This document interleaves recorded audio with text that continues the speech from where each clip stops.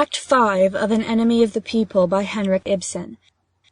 Scene: Dr. Stockman's study. Bookcases and cabinets containing specimens line the walls. At the back is a door leading to the hall. In the foreground on the left a door leading to the sitting room. In the right-hand wall are 2 windows, of which all the panes are broken. The doctor's desk, littered with books and papers, stands in the middle of the room, which is in disorder. It is morning. Dr. Stockman, in dressing-gown, slippers, and smoking-cap, is bending down and raking with an umbrella under one of the cabinets.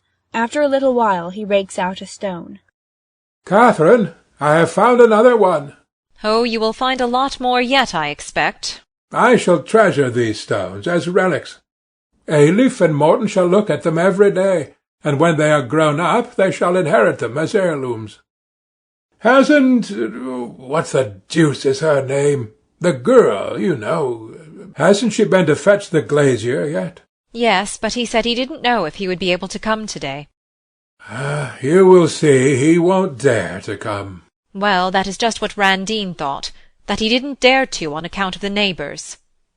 "What is it you want, Randine? Give it to me. Here is a letter for you, Thomas." "Let me see it. Of course." "Who is it from?" "From the landlord. Notice to quit." "Is it possible? Such a nice man."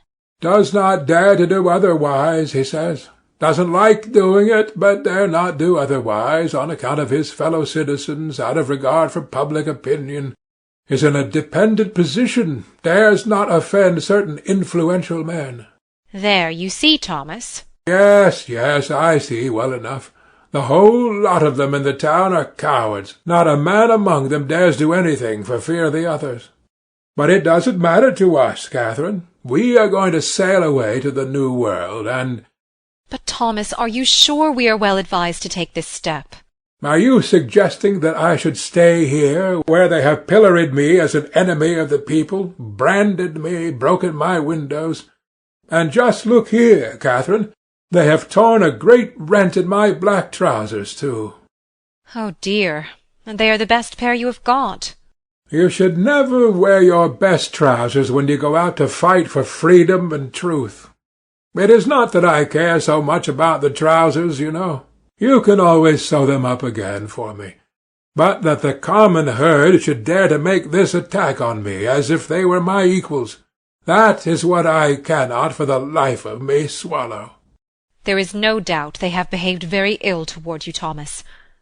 But is that sufficient reason for our leaving our native country, for good and all?" "If we went to another town, do you suppose we should not find the common people just as insolent as they are here? Depend upon it, there is not much to choose between them. Well, let the curs snap. That is not the worst part of it. The worst is that, from one end of this country to the other, every man is the slave of his party. Although, as far as that goes, I dare say it is not much better in the free West either. The compact majority, and the liberal public opinion, and all that infernal old bag of tricks, are probably rampant there too. But there things are done on a larger scale, you see. They may kill you, but they won't put you to death by slow torture. They don't squeeze a free man's soul in a vice as they do here. And, if need be, one can live in solitude. If only I knew where there was a virgin forest or a small South Sea island for sale, cheap." "But think of the boys, Thomas." "What a strange woman you are, Catherine. Would you prefer to have the boys grow up in a society like this? You saw for yourself last night that half the population are out of their minds, and if the other half have not lost their senses, it is because they are mere brutes with no sense to lose." "But, Thomas dear, the imprudent things you said had something to do with it, you know." "Well, isn't what I said perfectly true? Don't they turn every idea topsy-turvy? Don't they make a regular hodgepodge of right and wrong? Don't they say that the things I know are true are lies? The craziest part of it all is the fact of these liberals, men of full age, going about in crowds imagining that they are the broad-minded party. Did you ever hear anything like it, Catherine? Yes, yes, it's mad enough of them, certainly, but— Petra comes in from the sitting-room. Back from school already? Yes. I have been given notice of dismissal. Dismissal? You too? Mrs. Busk gave me my notice, so I thought it was best to go at once. You were perfectly right, too. Who would have thought Mrs. Busk was a woman like that? Mrs. Busk isn't a bit like that, Mother. I saw quite plainly how it hurt her to do it, but she didn't dare do otherwise, she said. And so I got my notice. Ha ha! She didn't dare do otherwise either. It's delicious. Well, after the dreadful scenes last night. It was not only that. Just listen to this, Father. Well? Mrs. Busk showed me no less than 3 letters she received this morning. Anonymous, I suppose. Yes. Yes, because they didn't dare to risk signing their names, Catherine. And 2 of them were to the effect that a man, who has been our guest here, was declaring last night at the club that my views on various subjects are extremely emancipated. You did not deny that, I hope. No, you know I wouldn't. Mrs. Busk's own views are tolerably emancipated when we are alone together. But now that this report about me is being spread, she dare not keep me on any longer. And someone who had been a guest of ours. That shows you the return you get for your hospitality, Thomas. We can't live in such a disgusting hole any longer. Pack up as quickly as you can, Catherine. The sooner we get away, the better. Be quiet. I think I hear someone in the hall. See who it is, Petra. Oh, it's you, Captain Horster. Do come in. Good morning. I thought I would just come in and see how you were. Thanks. That is really kind of you. And thank you, too, for helping us through the crowd, Captain Horster. How did you manage to get home again? Oh, somehow or other. I'm fairly strong, and there is more sound than fury about these folk. Yes, isn't their swinish cowardice astonishing? Look here, I will show you something. There are all the stones they have thrown through my windows. Just look at them. I'm hanged if there are more than 2 decently large bits of hard stone in the whole heap. The rest are nothing but gravel, wretched little things. And yet they stood out there bawling and swearing that they would do me some violence. But as for doing anything, you don't see much of that in this town. Just as well for you this time, Doctor. True enough, but it makes one angry all the same, because if some day it should be a question of a national fight in real earnest, you will see that public opinion will be in favour of taking to one's heels, and the compact majority will turn tail like a flock of sheep, Captain Horster. That is what is so mournful to think of. It gives me so much concern that— No, devil take it, it is ridiculous to care about it. They have called me an enemy of the people, so an enemy of the people let me be. You will never be that, Thomas. Don't swear to that, Catherine. To be called an ugly name may have the same effect as a pin-scratch in the lung. And that hateful name, I can't get quit of it. It is sticking here in the pit of my stomach, eating into me like a corrosive acid, and no magnesia will remove it. Pah! You should only laugh at them, Father. They will change their minds some day, Doctor. Yes, Thomas, as sure as you are standing here. Perhaps when it is too late. Much good may it do them. They may wallow in their filth then, and rue the day when they drove a patriot into exile. When do you sail, Captain Horster? That was just what I had come to speak about. Why? Has anything gone wrong with the ship? No, but what has happened is that I am not to set sail in it. Do you mean that you have been dismissed from your command? Yes, that's just it. You too. There, you see, Thomas. And that for the truth's sake. Oh, if I had thought such a thing possible. You mustn't take it to heart. I shall be sure to find a job with some shipowner or other, elsewhere. And that is this man Vic, a wealthy man, independent of everyone and everything. Shame on him. He is quite an excellent fellow otherwise. He told me himself he would willingly have kept me on, if only he had dared. But he didn't dare. No, of course not. It is not such an easy matter, he said, for a party man. The worthy man spoke the truth. A party is like a sausage machine. It mashes up all sorts of heads together into the same mincemeat, fat heads and blockheads, all in one mash. Come, come, Thomas dear. If only you had not come home with us, things might not have come to this pass. I do not regret it. Thank you for that. And so, what I came to say was that if you are determined to go away, I have thought of another plan. That's splendid. If only we can get away at once. Hush, wasn't that someone knocking? That is Uncle, surely. Aha! Come in. Dear Thomas, promise me definitely. Peter Stockman comes in from the hall. Oh, you're engaged. In that case I will. No, come in. But I wanted to speak to you alone. We will go into the sitting-room in the meanwhile. And I will look in again later. No, go in there with them, Captain Horster. I want to hear more about— Very well. I will wait then. He follows Mrs. Stockman and Petra into the sitting-room. I dare say you will find it rather draughty here today. Put your hat on. Thank you, if I may. I think I caught cold last night. I stood and shivered. Really? I found it warm enough. I regret it was not in my power to prevent those excesses last night. Have you anything in particular to say to me besides that? I have this document for you from the Baths Committee. My dismissal? Yes, dating from today. It gives us pain to do it, but, to speak frankly, we dare not do otherwise on account of public opinion. Dared not? I seem to have heard that word before today. I must beg you to understand your position clearly. For the future you must not count on any practice whatever in the town. Devil take the practice. But why are you so sure of that? The Householders' Association is circulating a list from house to house. All right-minded citizens are being called upon to give up employing you, and I can assure you that not a single head of a family will risk refusing his signature. They simply dare not. No, I don't doubt it. But what then? If I might advise you, it would be best to leave the place for a little while.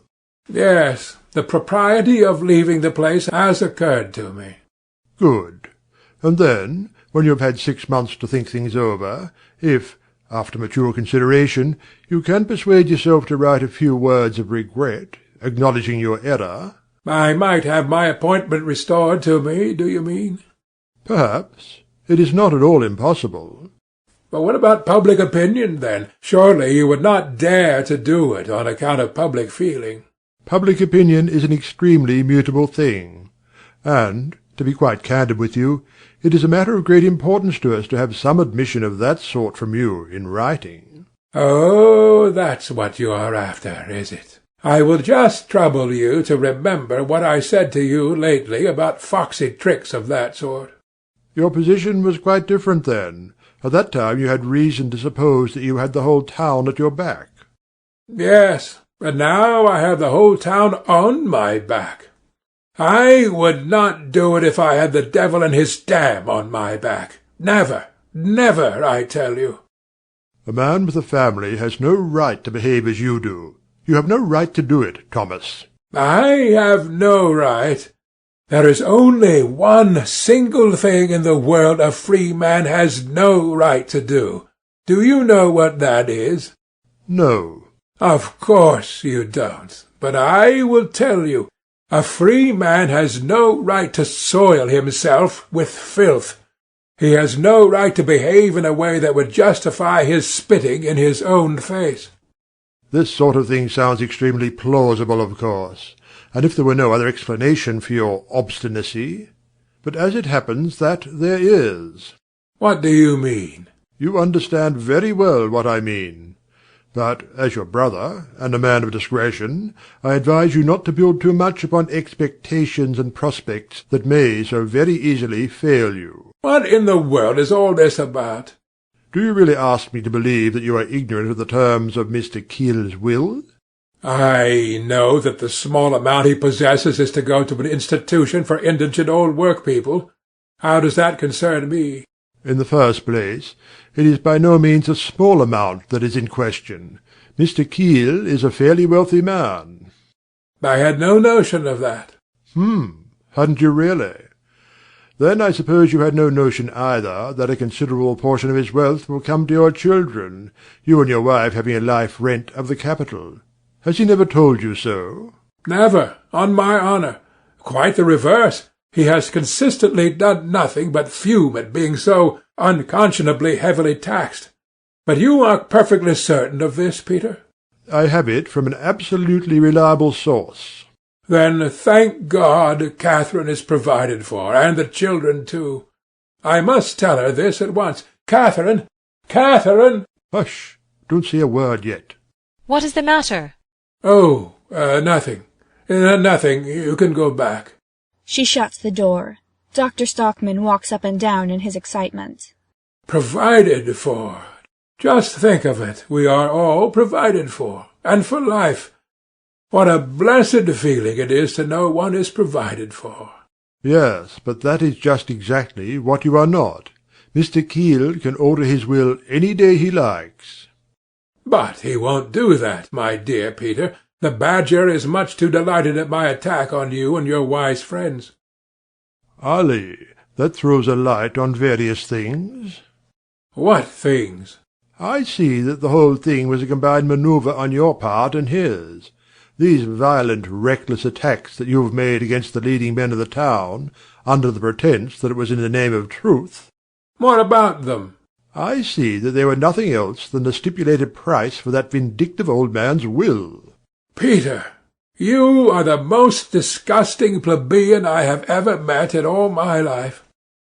All is over between us. Your dismissal is irrevocable. We have a weapon against you now. For shame! For shame! Catherine, you must have the floor scrubbed after him. Let what's her name? The devil take it, the girl who has always got soot on her nose. Hush, Thomas, be quiet. Father, grandfather is here, asking if he may speak to you alone. Certainly he may. Come in, Mr. Keel. Morton Keel comes in. Dr. Stockman shuts the door after him. What can I do for you? Won't you sit down? I won't sit.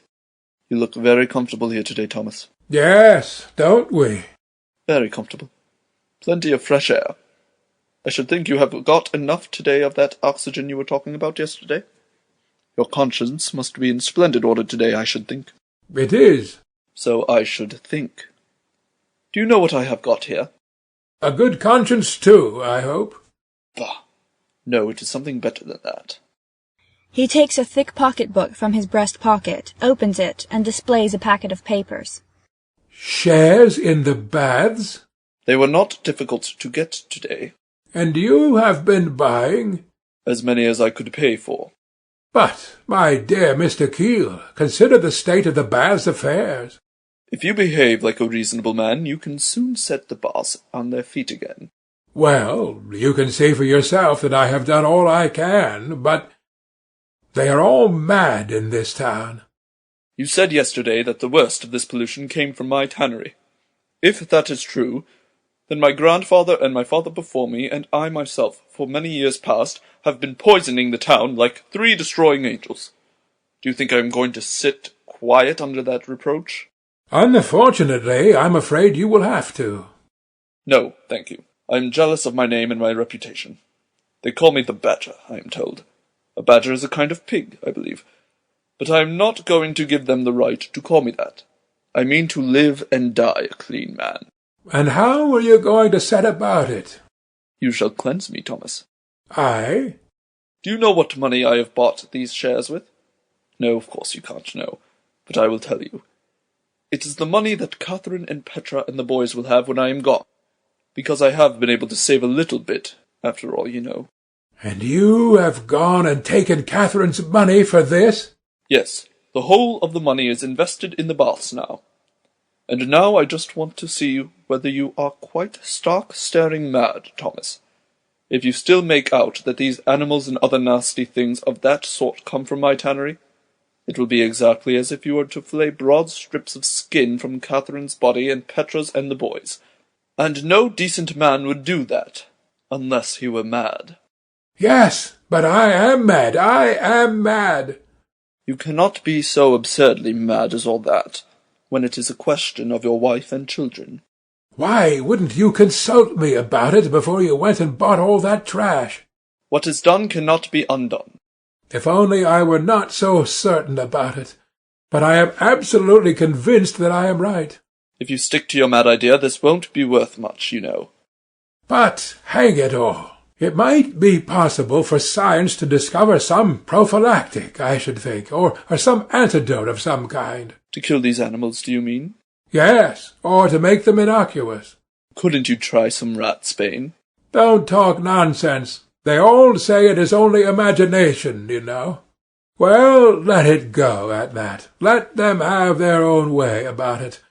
Haven't the ignorant, narrow-minded curs reviled me as an enemy of the people, and haven't they been ready to tear the clothes off my back, too? And broken all your windows to pieces. And then there is the duty to my family. I must talk it over with Catherine. She is great on those things. That is right. Be guided by a reasonable woman's advice. To think you could do such a preposterous thing, risking Catherine's money in this way, and putting me in such a horribly painful dilemma. When I look at you, I think I see the devil himself. Then I had better go. But I must have an answer from you before 2 o'clock. Yes or no. If it is no, the shares go to a charity. And that this very day. And what does Catherine get? Not a halfpenny. The door leading to the hall opens. Hofstad and Aslaksen make their appearance. Oh, look at those two. What the devil? Have you actually the face to come into my house? Certainly. We have something to say to you, you see. Yes or no, before 2 o'clock. Aha! Morton Keel goes out. Well, what do you want with me? Be brief. I can quite understand that you are annoyed with us for our attitude at the meeting yesterday. Attitude, do you call it? Yes, it was a charming attitude. I call it weak, womanish, damnably shameful. Call it what you like. We could not do otherwise. You dared not do otherwise, isn't that it? Well, if you like to put it that way. But why did you not let us have word of it beforehand? Just a hint to Mr. Hofstad or to me. A hint? Of what? Of what was behind it all. I don't understand you in the least. Oh, yes, you do, Dr. Stockman. It is no good making a mystery of it any longer. What the devil do you both mean? May I ask if your father-in-law is not going round the town buying up all the shares in the baths? Yes, he has been buying Bath shares today, but... It would have been more prudent to get someone else to do it, someone less nearly related to you. And you should not have let your name appear in the affair. There was no need for anyone to know that the attack on the baths came from you.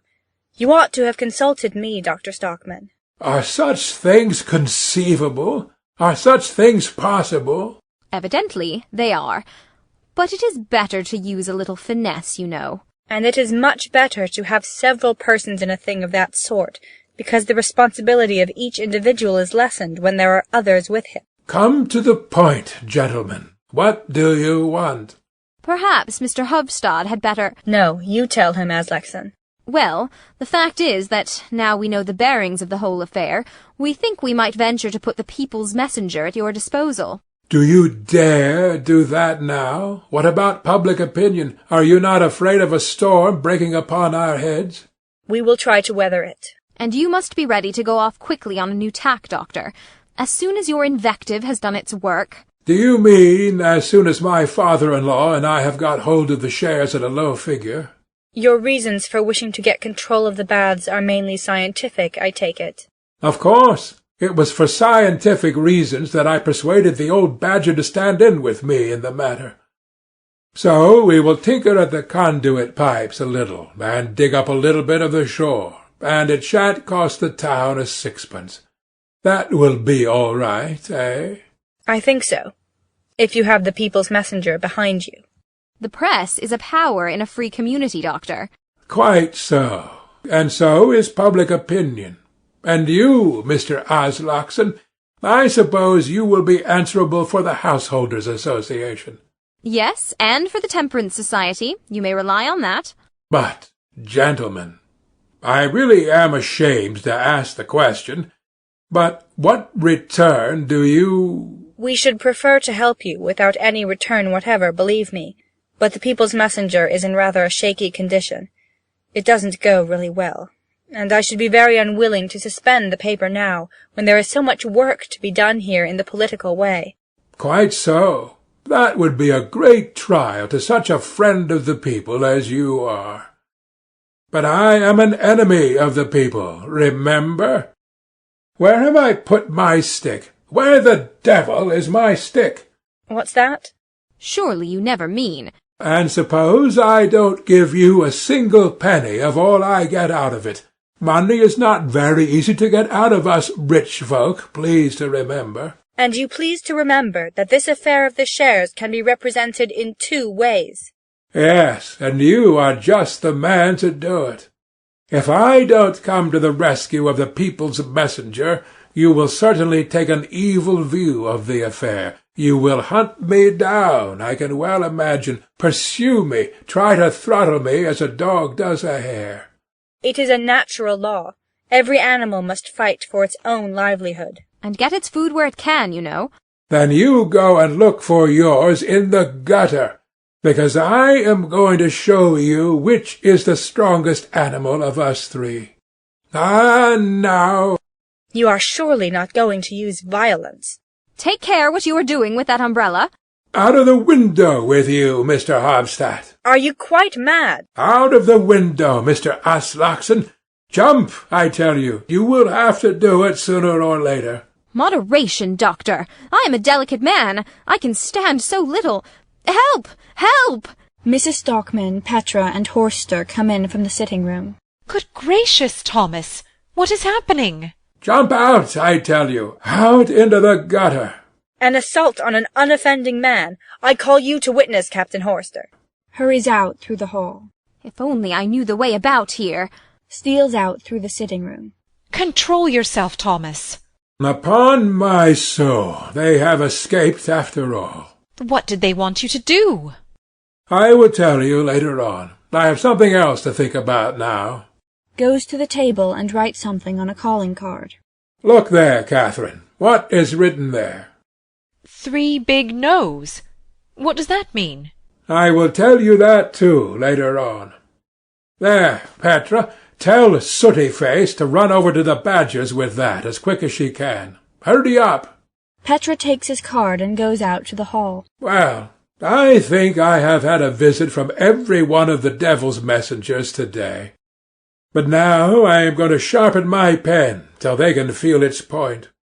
I shall dip it in venom and gall. I shall hurl my inkpot at their heads. Yes, but we are going away, you know, Thomas. Petra comes back. Well? She has gone with it. Good.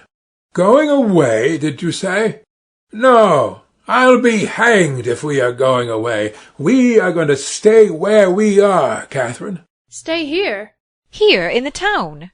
Yes, here. This is the field of battle. This is where the fight will be. This is where I shall triumph. As soon as I have had my trousers sewn up, I shall go out and look for another house. We must have a roof over our heads for the winter. That you shall have in my house. Can I? Yes, quite well. I have plenty of room, and I am almost never at home. How good of you, Captain Horster. Thank you. Thank you. Thank you. That is one trouble over. Now I can set to work in earnest at once. There is an endless amount of things to look through here, Catherine. Luckily, I shall have all my time at my disposal, because I have been dismissed from the baths, you know. Oh, yes, I expected that. And they want to take my practice away from me, too. Let them. I have got the poor people to fall back upon anyway, those that don't pay anything, and after all, they need me most, too. But by Jove, they will have to listen to me. I shall preach to them in season and out of season, as it says somewhere. But, dear Thomas, I should have thought events had showed you what use it is to preach. You are really ridiculous, Catherine. Do you want me to let myself be beaten off the field by public opinion and the compact majority and all that devilry? No, thank you. And what I want to do is so simple and clear and straightforward.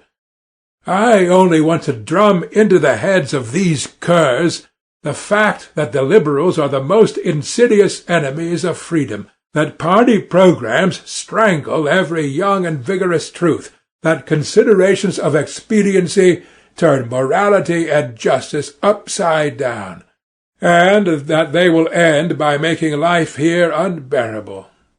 Don't you think, Captain Horster, that I ought to be able to make people understand that? Very likely. I don't know much about such things myself. Well, look here, I will explain. It is the party leaders that must be exterminated. A party leader is like a wolf, you see, like a voracious wolf. It requires a certain number of smaller victims to prey upon every year if he is to live. Just look at Hofstadt and Auslachsen. How many smaller victims have they not put an end to, or at any rate maimed and mangled, until they are fit for nothing except to be householders or subscribers to the People's Messenger? Come here, Catherine. Look how beautifully the sun shines today, and this lovely spring air I am drinking in. Yes, if only we could live on sunshine and spring air, Thomas. Oh, you will have to pinch and save a bit. Then we shall get along. That gives me very little concern. What is much worse is that I know of no one who is liberal-minded and high-minded enough to venture to take up my work after me. Don't think about that, Father. You have plenty of time before you. Hello, here are the boys already. Ayleaf and Morton come in from the sitting-room. Have you got a holiday? No, but we were fighting with the other boys between lessons. That isn't true. It's where the other boys were fighting with us. Well, and then Mr. Rowland said we had better stay at home a day or two. I have it. I have it, by Jove. You shall never set foot in the school again. No more school! But, Thomas... Never, never, I say. I will educate you myself. That is to say, you shan't learn a blessed thing. Hooray! But I will make liberal-minded and high-minded men of you. You must help me with that, Petra. Yes, Father. You may be sure I will. And my school shall be in the room where they insulted me and called me an enemy of the people. But we are too few as we are. I must have at least 12 boys to begin with. You will certainly never get them in this town. We shall. Don't you know any street urchins, regular ragamuffins? Yes, Father, I know lots. That's capital. Bring me some specimens of them. I am going to experiment with curs, just for once. There may be some exceptional heads among them. And what are we going to do when you have made liberal-minded and high-minded men of us? Then you shall drive all the wolves out of the country, my boys. Ayleaf looks rather doubtful about it. Morton jumps about, crying hurrah. Let us hope it won't be the wolves that will drive you out of the country, Thomas. Are you out of your mind, Catherine? Drive me out, now, when I am the strongest man in the town? The strongest? Now? Yes, and I will go so far as to say that now I am the strongest man in the whole world. I say. Hush! You mustn't say anything about it yet, but I have made a great discovery. Another one? Yes. It is this, let me tell you, that the strongest man in the world is he who stands most alone. Oh, Thomas, Thomas! Father! End of Act 5. End of An Enemy of the People by Henrik Ibsen, translated by R. Farquharson Sharp.